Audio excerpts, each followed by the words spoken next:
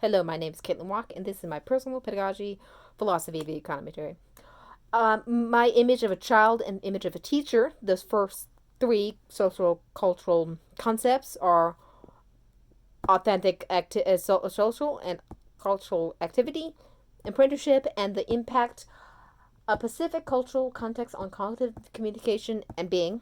Those are grouped together since I find that, as stated in Hoadley's Community of Practice, relies on situated theories of knowledge, i.e., the idea that knowledge is a property enacted by groups of people over time in shared practices, rather than the idea that knowledge is a cognitive residue in the mind of an individual.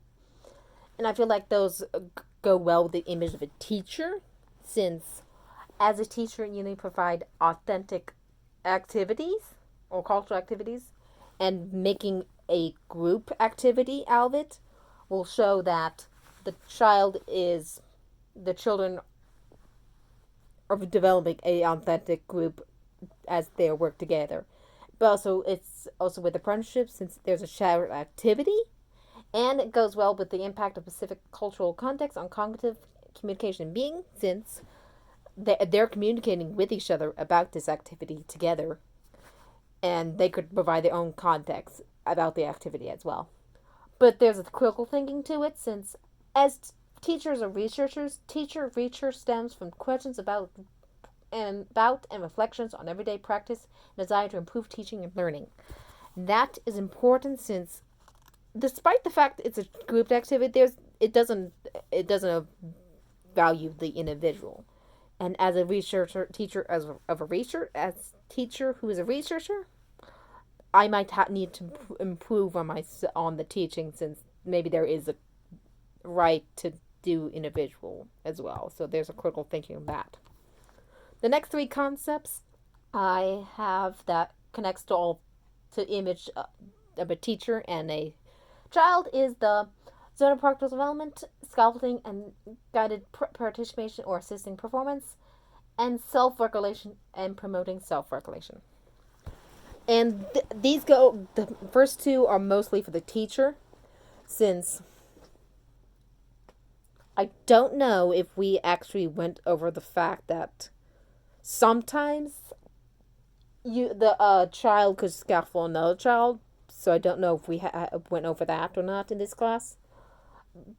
But in the Broadley's and Leon's importance of being playful, it's stated that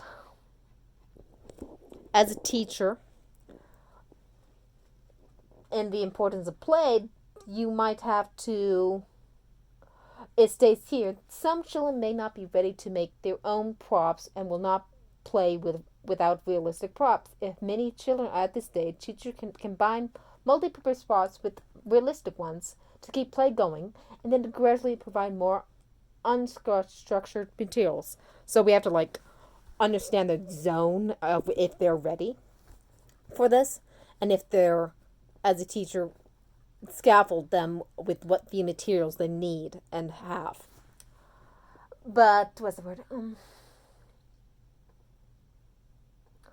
This also helps with self-regulation and understand of a child, since they as a child will understand what they want sometimes. Like if they, for example, they have unrealistic props, they can understand and regulate what they're going to do with that and understand what they're trying to do.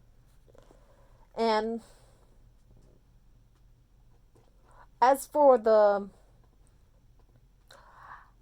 if my thinking has transformed, I feel like at first I thought of these as individuals, like authentic is alone, self-regulation is alone, and I did group the nine and the zone of proxy development and the other one together, but I feel like they are grouped well together as they are right now.